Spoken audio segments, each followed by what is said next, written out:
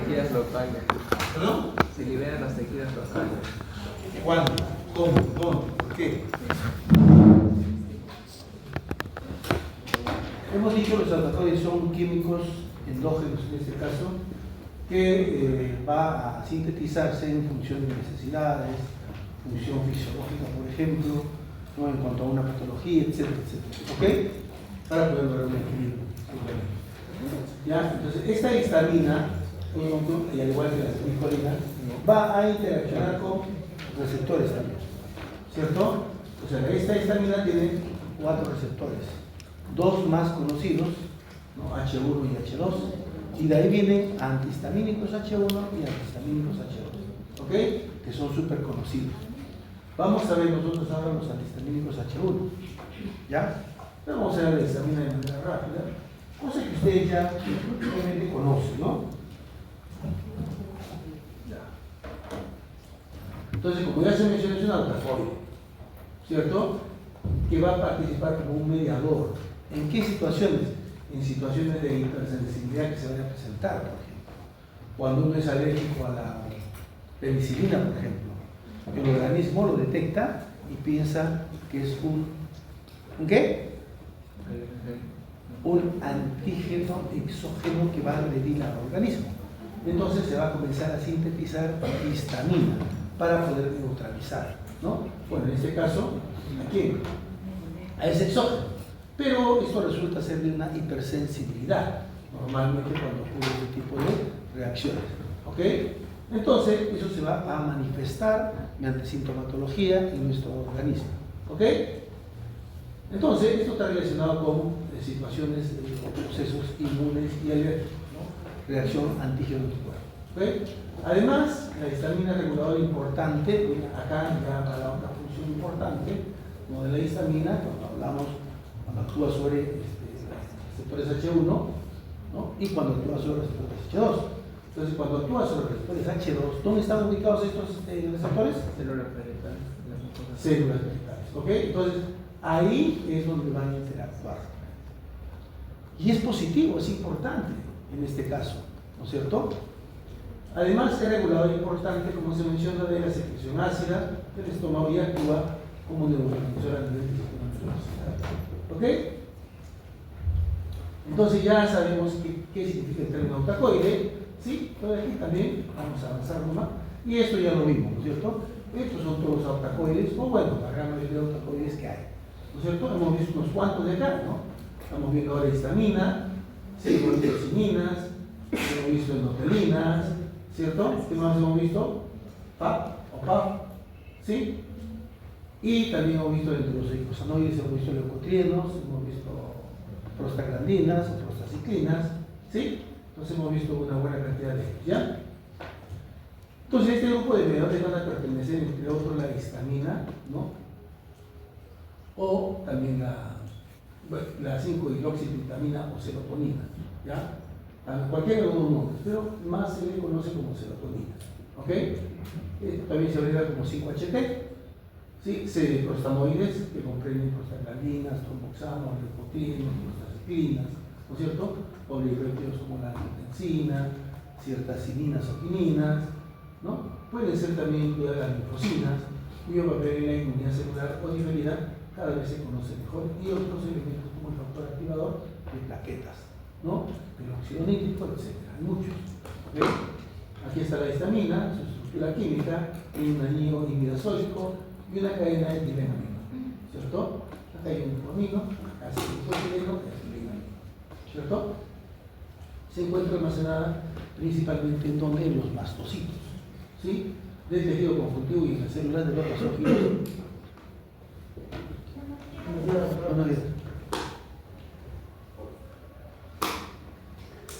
O sea, entran nomás así, no dicen nada. Se encuentran almacenados entonces principalmente en los mastocitos, ¿ya? Ahí, del tejido conjuntivo y en las células de los basófilos. Ahí están ellos, ¿ya? Listos para poder actuar, ¿no? Para poder degranularse y poder actuar, ¿ok? Es una molécula hidrofílica, que consta de un anillo imidazolio, como ya se dijo, y un grupo amino conectado con un núcleo ligero. ¿Ok? La histamina se biosintetiza a partir de la histamina, ¿no? Descarboxilando la histamina, obtenemos nosotros la histamina.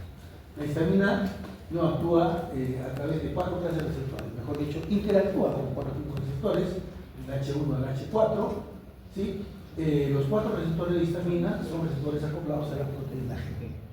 Entonces, por ahí ya nos podemos dar cuenta, ¿no?, del mecanismo en el cual va a actuar esta histamina en estos diferentes receptores. ¿Ya? Pueden activarse de manera diferente por análogo de la histamina e inhibirse por agonista. Casi todos los tejidos de los mamíferos contienen histamina, ¿no? Casi todos los tejidos, ¿no?, de los mamíferos contienen histamina en cantidades que fluctúan desde 1 hasta 100 microgramos por gramo. Las concentraciones en plasma y otros fluidos corporales son generalmente muy bajas, pero significativas, por ejemplo, en el líquido cefalorraquídeo humano. La concentración de histamina es alta, en particular en los tejidos que contienen gran cantidad de células cebadas, como la piel, por ejemplo, la fosa bronquial, ahí, ¿no?, e intestinal, ¿no?, en esta bronquia.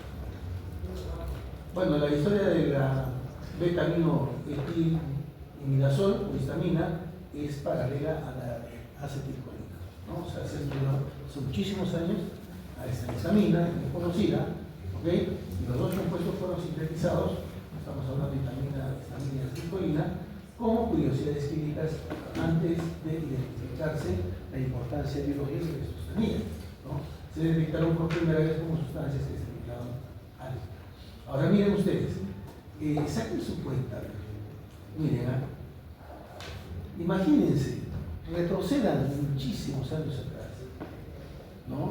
Como ya se mencionó anteriormente, ocurrían muchos fenómenos. Por ejemplo, aparecía una hipersensibilidad, pero no había cómo explicarlo. Después, bueno, se evidenció, se relacionó, pero de ahí más allá había que profundizar, ¿no? ¿Cómo es que esto se generaba? O sea, ¿cuál es ese mecanismo mediante el cual se producen esos signos, esos síntomas? ¿Ok? Entonces se comenzaba a estudiar. ¿Se imaginan cuántos años se llevaba a cabo eso? ¿No es cierto? Eso es por un lado. Y por otro lado, después van apareciendo otros receptores. ¿Por qué? Porque se pensaba que solamente tiene esa acción. Y va interactuando con otros receptores y se va encontrando otros efectos. ¿Ok? Otras acciones fisiológicas. ¿Estamos? Entonces, dense cuenta cómo se han ido avanzando y todavía hay muchas cosas que están en estudio, en general, ¿no? ¿Ok? En 1907 se sintetizó la beta-imidazoletilamina, se detectó como estimulante uterino, el extracto de consuelo de centeno, ¿no?, la cual estaba contaminada casualmente. ¿Okay? Tal Larwell, en 1910-1911, que fueron estudios farmacológicos intensivos con la histamina y descubrieron que esta estimulaba muy diversos músculos lisos y tenía una intensación vasodepresora. ¿Ok? Poco a poco, ¿no? Esta interviene en la respuesta alérgica inmediata y es una reguladora importante de las secreciones. Son dos acciones diferentes, ¿no?, y obviamente por acción en receptores diferentes, ¿no? También se ha definido su participación como neurotransmisor en el sistema nervioso central. En 1927, es David Lulein, ¿no?, aislaron la histamina de muestras de hígado y de pulmón frescas, ¿no?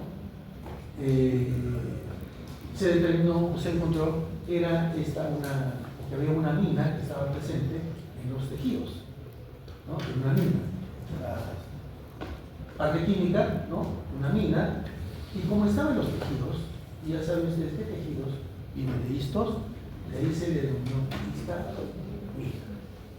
¿ya? Histamina, ¿ok? Se forma por la descarboxilación de la histamina, como ya se dijo anteriormente, y esto crea acción sobre la L-histamina descarboxilasa. Es decir, la descarboxilación de la histamina no da la histamina. Las células cebadas y los basófilos sintetizan la histamina y la almacenan en los gránulos secretores. ¿Okay? En el gránulo secretor, con pH de aproximadamente 5.5, la histamina se carga positivamente y establece complejos iónicos con muchos ácidos, respuesta negativa, en otros constituye regularlo, principalmente porque hace separado protoglicanos como sulfato de conjuntina. La tasa de renovación de histamina en los granos secretores es lenta, ¿no? De días a semanas. Los sitios de formación de histamina, que no son células cebadas, incluyen, por ejemplo, el epidermis, ¿no? Las células de tipo enterocromafines, pues lo vamos a ver más adelante, ¿no? O al otro semestre, ¿cierto? De la mucosa gástrica, las neuronas dentro del sistema nervioso central, las células de los tejidos que se regeneran o que crecen de manera rápida. La renovación es rápida de estos sitios fuera de las células cebadas, debido a que la histamina se va liberando continuamente en lugar de almacenarse. Los sitios de producción de histamina no relacionados con las células cebadas también contribuyen significativamente a la expresión diaria de metabolitos de histamina en la orina. Debido a que la enzima, ¿no es cierto?, es una enzima, o sea, la que va a actuar sobre la histidina, es una enzima inducible, entonces la capacidad de formación de histamina en dichos sitios está sujeta también a una regulación. ¿Sí? La histamina que se libera del pene se metaboliza rápidamente por mediación del anillo catabolizada por histamina N transferasa o por desaminación oxidativa, no catalizada por aminoxidasa, y los metabolitos son eliminados a través de la orina, ¿no? Este es el metabolismo de la histamina. Bueno, acá está la síntesis de la histamina, a partir de la histamina, una descarboxilasa, ¿cierto? Se produce una descarboxilación, como están viendo ustedes, el primer carbono, ¿no? Y se libera, ¿no?, CO2 y se produce la histamina. Hay dos caminos por los cuales se va a metabolizar, ¿no?, por acción, uno de la metiltransferasa y la otra por una metinoxidasa, y tenemos por aquí los carbonos, ¿ok? Ácido N-metilimidazola acético y el óxido del ácido imidazola acético, ¿cierto? Dos vías de metabolización, ¿ok? Entonces la histamina se libera, como ya se mencionó, migrando del depósito como resultado de la interacción del antígeno-anticuerpo. En este caso, el anticuerpo que está comprometido es la inmunoglobulina E, y está presente en la célula celular. Entonces, se tiene que estimular, ¿cierto?, e interaccionar con el anticuerpo G, y de esa manera se va a liberar la histamina también en las células. Desempeña una función central en la hipersensibilidad inmediata y en las respuestas alérgicas. La sección de la histamina en el músculo lisobronquial, en los vasos sanguíneos, explica mucho los síntomas de la respuesta alérgica. ¿Ok? Entonces, claro, cuando hay una alergia, ¿no?, cuando hay un problema de alergia, ¿qué pasa? Aparte de la sintomatología, ¿no es cierto?, rinitis, ¿qué más sucede? ¿Hay una vasoconstricción o vasodilatación? Una vasoconstricción, ¿cierto? Eso es lo que va a ocurrir, ¿ok? Eso va a acompañar en este caso a la acción de la histamina, ¿ya? Entonces, la histamina es un bioatrayente leucocitario que desempeña una actividad principal en la regulación de la excreción de ácido gástrico y modula la liberación de inflamación. Esto, vuelvo a repetir, es otra acción importante, ¿ya? Además, algunos fármacos actúan directamente sobre las células cebadas, ¿no?, que se mencionó para liberar histamina, lo que aporta reacciones adversas. Las principales células blanco en la reacción de hipersensibilidad son las células cebadas y los basófilos, principalmente a partir de ahí, ¿ok? Son los que van a reaccionar ante un ataque entre comillas, ¿no es cierto? Y van a reaccionar estas dos células, ¿ya? Las células cebadas y los basófilos. ¿Qué es el basófilo? Es parte de la formación de los glóbulos blancos, ¿no es cierto? Como parte de la respuesta alérgica a un antígeno se generan anticuerpos, IgE. ¿Bien? Esto es importante, ¿ok? Y esto lo vamos a representar en una figura, o está representado en una figura, ¿ok? Entonces, las principales células blanco, células cebadas y los basófilos, ¿ok? Hasta ahí. Como parte de la respuesta alérgica a un antígeno, ¿quién es el antígeno? Su cuerpo extraño, exógeno en este caso, ¿ok? Que va a ingresar al organismo y va a producir una reacción, ¿cierto? Entonces, a raíz de ello, ingresar el antígeno, se van a generar anticuerpos. ¿Qué tipo de anticuerpo? IgE. Este anticuerpo se une a la superficie de las células cebadas y de los basófilos. Inmediatamente ¿cierto? Este anticuerpo se va a estas dos células, ¿no? Y esto lo va a hacer a través del receptor específico para FC, así tal cual, ¿no? De gran afinidad. ¿Ok? Entonces, este receptor FcRI, que es el receptor al cual se va a unir la inmunoglobulina E, consiste en cadenas alfa y beta, los cadenas. ¿Cuál es la parte química de esto? Bueno, este es el receptor al cual se va a unir, ¿no? La inmunoglobulina E. ¿Y cómo? Como parte de una respuesta a la acción de un exógeno, en este caso, ¿no es cierto? ¿Ya? Llamado antígeno que va a llevar a cabo. ¿Ya? Entonces, el antígeno establece un puente entre las moléculas, ¿no? IgE, y a través del receptor, ¿no? Activa las vías de señalización en las células cebadas o no lo pasó o con la participación de la tirosina quinasa y la subsecuente fosforilación de múltiples sustratos proteicos dentro de 5 a 15 segundos de establecer el contacto con el ácido. Estos acontecimientos van a desencadenar ¿qué cosa? Una exocitosis, ¿no? De los contenidos regulados secretores. O sea, que va a producir una degranulación. ¿Ya? Una degranulación. ¿Ok? Además de la histamina, o sea, no solamente se va a liberar histamina, ¿no? Gracias a esta interacción que hay, no solamente histamina, sino también serotonina, proteasas, enzimas lisosomales, citoquinas y proteínas. Eso también se va a liberar. ¿Ya? Aquí tenemos. Este es el antígeno. ¿Quién produce el antígeno? Nadie, es un cuerpo extraño, ¿cierto? Ingresa a nuestro organismo. ¿Ok? Miren,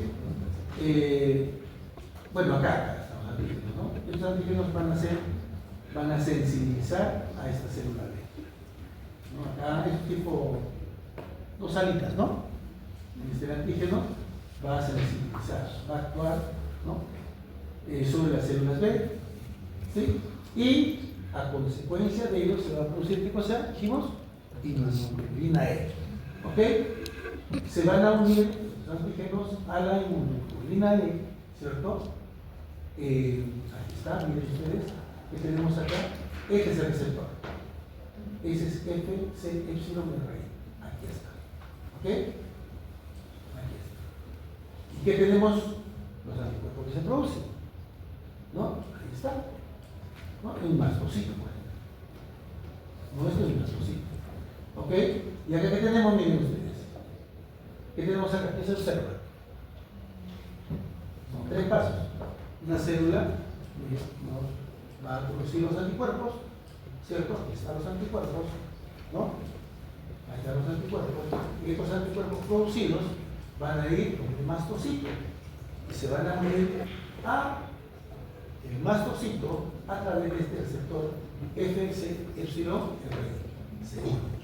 ¿cierto? ¿Qué más va a pasar? Miren ustedes aquí. Se van a formar puentes entre estos anticuerpos. Y ahí va a alojar a quién? Al antígeno de ustedes.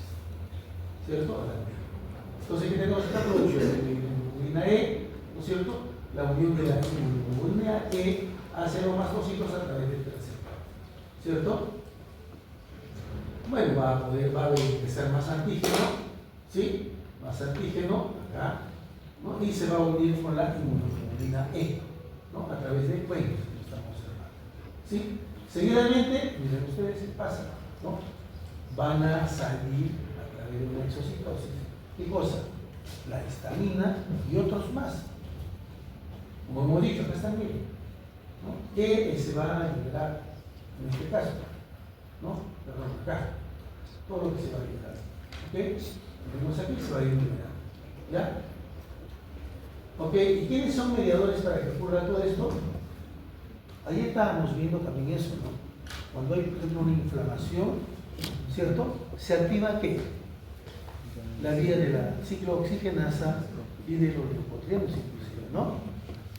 Y la ciclooxigenasa, ¿qué produce por esa vía? ¿Qué se produce? Prostaciclina, prostaglandinas, proloxanos, ¿no? Etc. Leucotrienos también por otro lado, por otra vía, ¿no? Ahí están. Entonces, mediadores son histamina, para que produzca todo ello, ¿no? Leucotrienos, prostaglandinas, ¿no? Acá está el factor activador de plaquetas, bradykinin, proteasas, factores químicos, ¿no? Timosina, interleucina, ¿no? Etcétera. Miren ustedes todo lo que está, o mejor dicho, disculpen, los mediadores que van a conducir a esto, no solamente la histamina. ¿Qué se libera? ¿Qué más se libera? Serotonina, etcétera, ¿no? ¿Ok? Liberación de otros antropoides, bueno, la estimulación de los receptores de los receptores de nicotina E también activa la fosfolipasa A2. ¿Y quién es la fosfolipasa 2? ¿Quién era?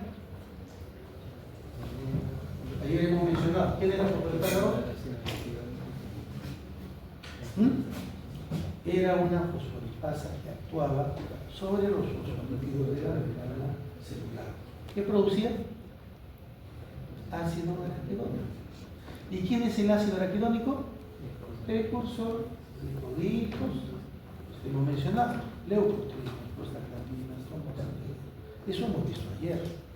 Como adelanto todavía a lo que van a hacer los AINES e inclusive los corticoides, porque ellos van a actuar, ¿no? Su mecanismo de acción va a ser justamente uno inhibiendo a las oxigenasas y el otro inhibiendo a la fosfolipasa 2 para evitar, ¿no es cierto?, toda esa cascada, bueno, esas reacciones, ¿no?, por acción de las enzimas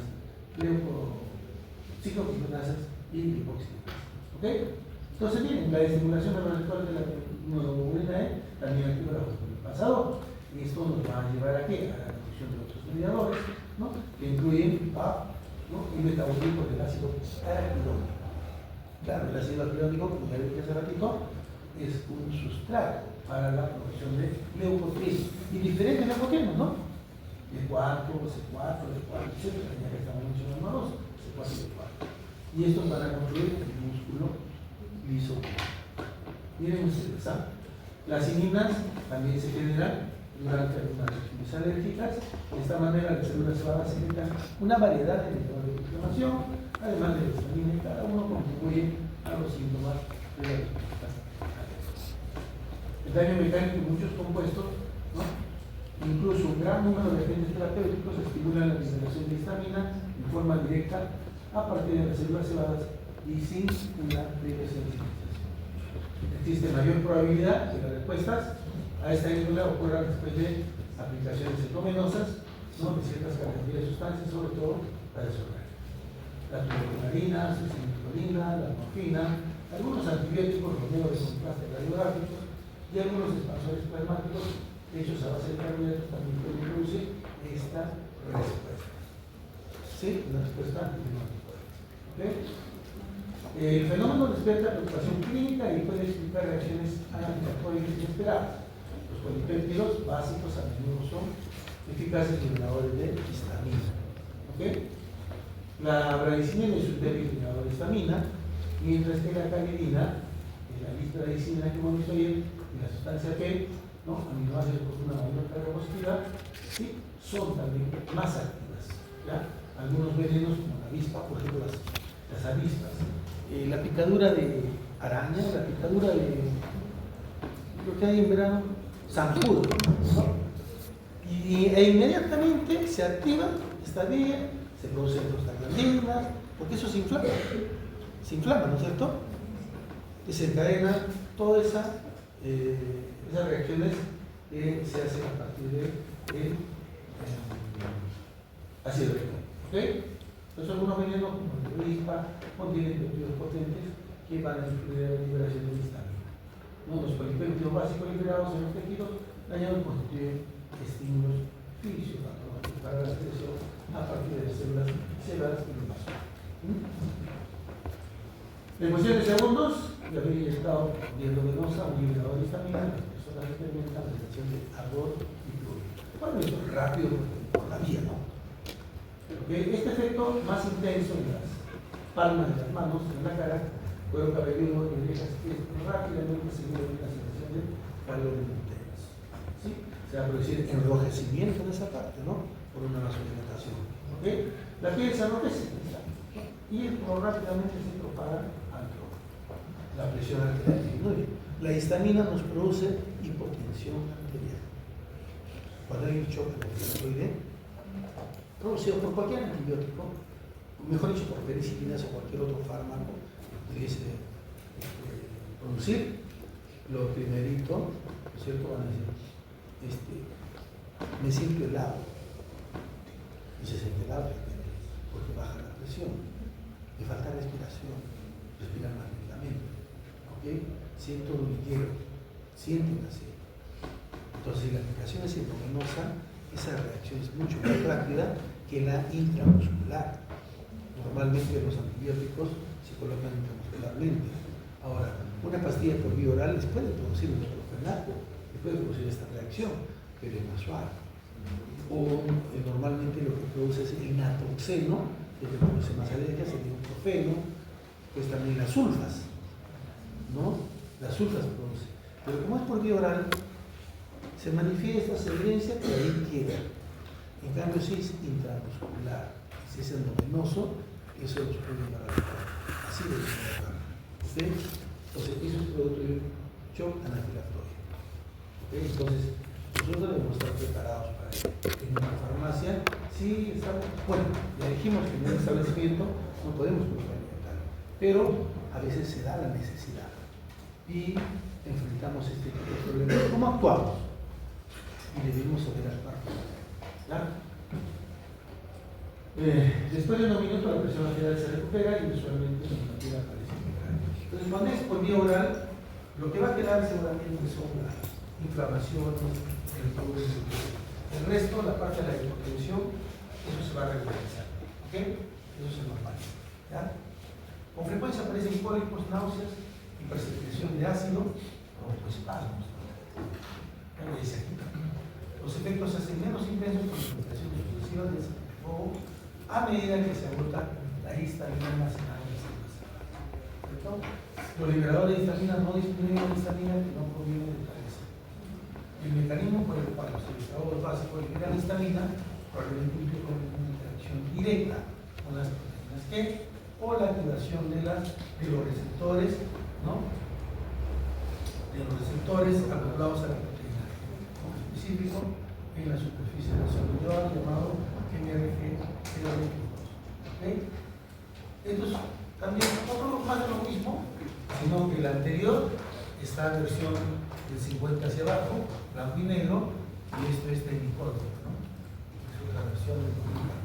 ¿Okay? Es similar a lo que ya se explicó. ¿Okay? Fácil de entender, ¿no? Mirando se entiende, ¿no? ¿Entiendes? ¿Entiendes? Igualito que el anterior.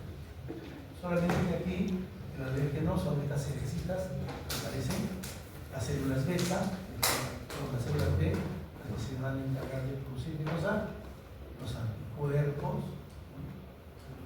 ¿Sí? Esto es igualito, ¿ya? Se sintetiza la inmunoglobulina, ahí está la inmunoglobulina, son diferentes pasos que va a ir ocurriendo en la célula B, ¿sí? Al final se va a sintetizar, ¿no? Los anticuerpos, ¿ok? Acá están las células T. Y miren ustedes, se va a cerrar este tipo, ¿no? Y va a ingresar más alérgeno, más histamina, ¿cierto? Y acá se está uniendo el anticuerpo a los mastocitos, ¿sí? Y se está uniendo los mastocitos. Y va a formar un puente entre los anticuerpos. Ahí es donde va a recaer ¿qué? Va a recaer la histamina o el alérgeno. Ahí está, ¿no? Esto va a producir una estimulación y la estimulación va a terminar con una degranulación. Esa degranulación va a producir moléculas que van a ir a través de diferentes amigos, ¿cierto? Ahí está. ¿Qué nos produce? Todo esto de aquí. Todo esto de aquí. Está clarito, es similar a la otra. Ok, síntesis de histamina, bueno, ya se mencionó. ¿Sí? En la urticaria pigmentada, ¿no? Las células cebadas se concentran en la capa superior de la piel y originan lesiones cutáneas pigmentadas que van a producir prurito cuando se van. la mastocitosis sistémica, la proliferación excesiva de las células cebadas también se encuentra en otros pacientes con los síndromes mencionados sufren una constelación de síntomas atribuibles a la liberación excesiva de histamina, los cuales incluyen higos urticarios,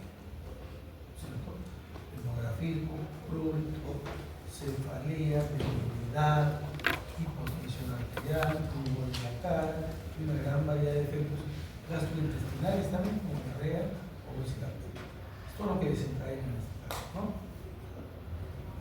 Bueno, hay variados estímulos, un incremento de la proliferación de las células cebadas y los basófilos, ¿no?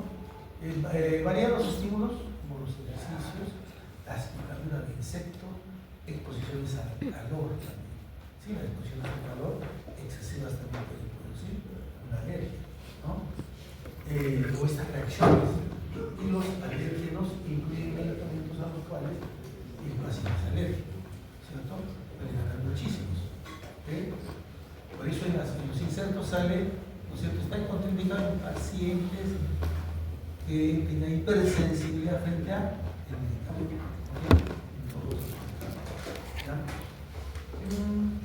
En la reducción melógena, la elevación de los basófilos en sangre puede provocar un alto contenido de histamina suficiente como para poder causar rubor, prurito e hipotensión. El manejo de estos pacientes puede ser complicado por la liberación de histamina después de la cetólisis que va a causar los tumores carcinoides gástricos, secretan histamina responsable de los episodios de vasodilatación, ¿no? Y este es producto de la interacción sobre los receptores H. La histamina que actúa en los receptores H2 es un secretador gástrico potente. Este es producto de otro tema. Mejor dicho, es parte de otro tema. ¿Ya? ¿Okay? Y esto, miren, ¿no? Es un secretador gástrico potente y causa una secreción abundante de ácido de las células parietales o a partir de las células parietales. También aumenta la producción de dioxina y de factor intensivo. Miren ustedes que aquí va a haber un intercambio de ingresar potasio y la sangre. Y pues a protones. Esos protones con el cloro que está fuera de las células parietales van a formar el ácido clorhídrico y es el que le va a dar acidez. ¿Ya? Va a cambiar la pH. La secreción de ácido gástrico también es causada por la estimulación del nervio vago y por la hormona entérica gastrina. Esto lo vamos a ver como vuelvo a repetir más adelante. ¿Ya? Esto lo pasamos mejor. Vamos a avanzar. ¿Ya? Ya. Las neuronas que contienen histamina afectan las funciones cerebrales homeostáticas y superiores, que incluyen la regulación del ciclo del sueño, vigilia, los ritmos circadianos y de alimentación, la inmunidad, el aprendizaje, la memoria, el consumo de líquidos y la temperatura corporal. ¿Okay? Sin embargo, ninguna enfermedad humana ha sido directamente relacionada con la difusión del sistema de la histamina cerebral. La histamina, la histidina descarboxilasa, las enzimas que metabolizan la histamina y los receptores H1 y H2 H3 van a estar distribuidos ampliamente, pero no de forma uniforme en el sistema nervioso. Los receptores H1 están relacionados tanto con las células neuronales como las no neuronales y están concentradas en regiones que controlan la función neuroendorfina, el compartimiento y el estado nutricional.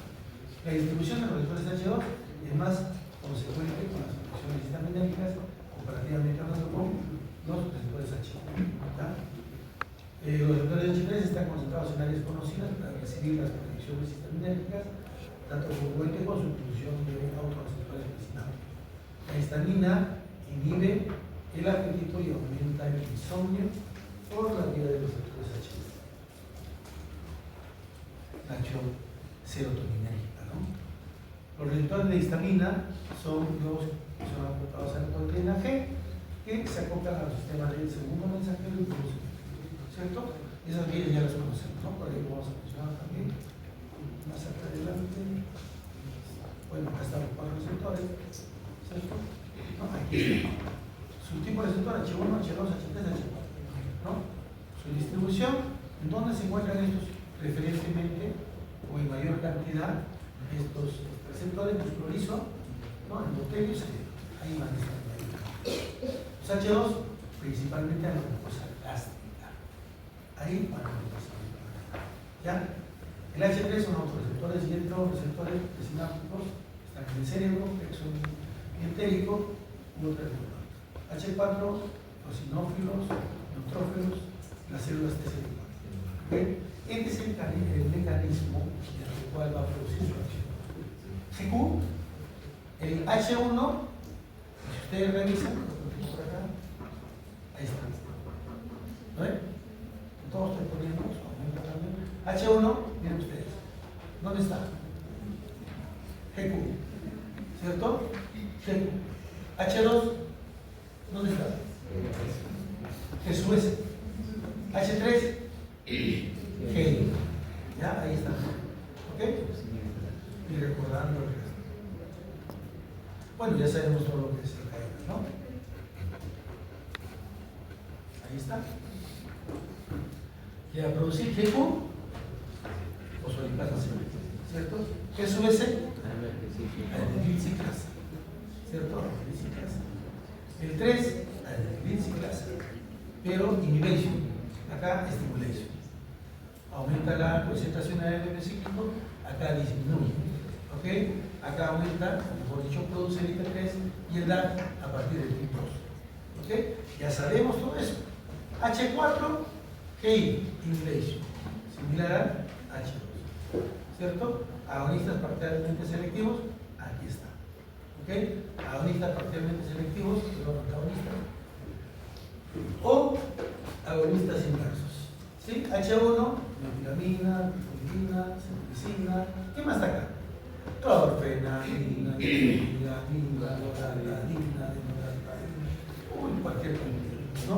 Vamos a ver que hay más de 2 generaciones de estos fármacos, ¿ya? Por acá tenemos quién, simetilina, raimetilina, ¿no? Famotidina, etc. No actúan sobre todo ese receptor. Aquí en el H3, tioperamida, ionofenopropil, ¿no? Fluoropropil, tripolizano, oxifano, etc. Bueno, acá lo tienen bien resumido. Esto ya nos dice mucho, ¿no? Cuando nosotros miramos esto, ya al toque nos estamos imaginando el mecanismo de acción. ¿Ok?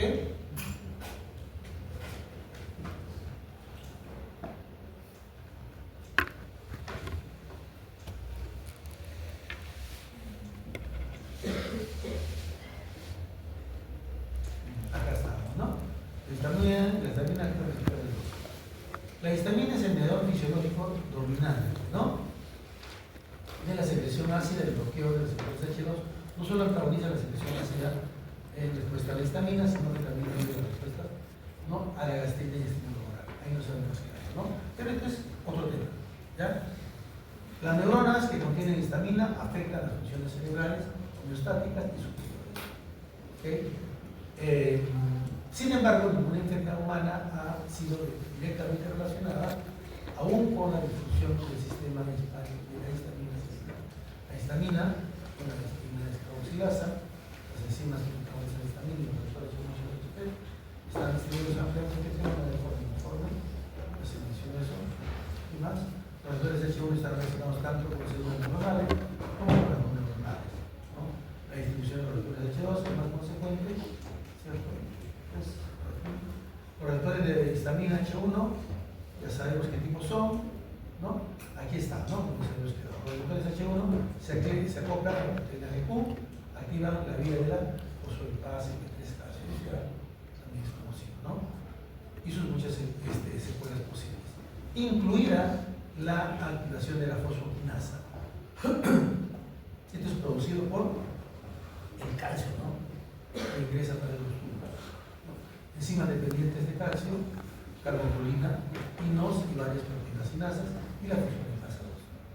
Los receptores H2 se unen al G sub S, como visto, ¿no?, para activar la vía de la adenilciclasa, fosfolipasa. Los receptores H3 y H4 se unen al GI, ¿sí?, para inhibir la adenilciclasa y disminuir la adenilciclasa celular. La activación de los receptores H3 también puede activar la sinasa e inhibir e intercambiar sodio, ¿no? E hidrógeno, es un intercambio paralelo. La activación de factores H4 puede movilizar calcio o el calcio almacenado. La definición farmacológica de los receptores H1, H2 y H3 fue posible por el uso de agonistas y antagonistas, ¿no?, relativamente específicos. Debido a que el receptor H4 expone 35 al 40% de homología con su forma del receptor H3, ambos fueron inicialmente más difíciles de distinguir farmacológicamente, pero esto ha sido resuelto por el desarrollo de los medicamentos selectivos frente al H3 y H4. La 4-metilhistamina, el dimatrip, antes identificados como agonistas específicos del H2, son en realidad agonistas de H4 más potentes. Están los receptores, acá está lo que hemos mencionado, ¿cierto? Receptores de H1, donde están ubicados, membranas, células, radializas de vasos, donde más propios, ¿no?, tracto gastrointestinal, tejido de función del corazón, algunas células secretoras, terminaciones de medios sensitivos. ¿Sí? Lo que acabamos de ver. El mecanismo de acción, ¿no?, se realiza vía transducción. Hemos visto cuál, ¿no? Los receptores H1 están enfocados a la proteína de Q y actúan a través de la fosfolipasa C, su activación provoca aumento del calcio y de la ¿cierto? Acá está el mecanismo de acción. ¿Cierto? Todo lo que se cae. ¿Ven? Esto lo conocemos, ¿no? De igual manera, bueno, este es el mecanismo, ¿no?, que nos va, a lo que nos va a conducir la histamina en la formación de anticuerpos. ¿Ya? De igual manera, receptores H2, membranas de células parietales, ¿no?, ahí van a estar ubicadas, o sea, están en las células parietales en el estómago, células musculares lisas de los vasos, células biocárnicas y células basóficas. ¿No? Está como todas. Están vinculados a la proteína de su S y actúan a través de la actividad de la adenosiclasa, ¿no? Su activación provoca una elevación de la AMP cíclico intracelular. H3, ¿no?, se expresan principalmente en el sistema nervioso central, sobre todo en los ramelobasales, el hipocampo y la corteza. Los receptores presinápticos H3 funcionan como autorreceptores en las neuronas estaminéricas e inhiben la liberación de histamina y modulan la liberación de los neurotransmisores. ¿Ok? Esto es importante, ¿no? Es un feedback, actúa como un autogenerador. No se menciona, hasta acá se sintetiza histamina, ¿no? Y regula, ¿ya? Por eso actúa como un autogenerador. También se encuentra en la parte postsináptica, sobre todo en ganglios basales, pero su función todavía está siendo tratada. Los agonistas H3 promueven el sueño y los H3 también provocan insomnio, ¿no? Los antagonistas.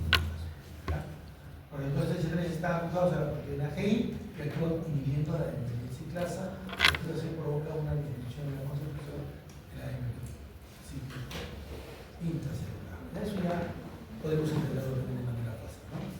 Los receptores H4 principalmente se encuentran en los eosinófilos, ¿cierto? Y los eosinófilos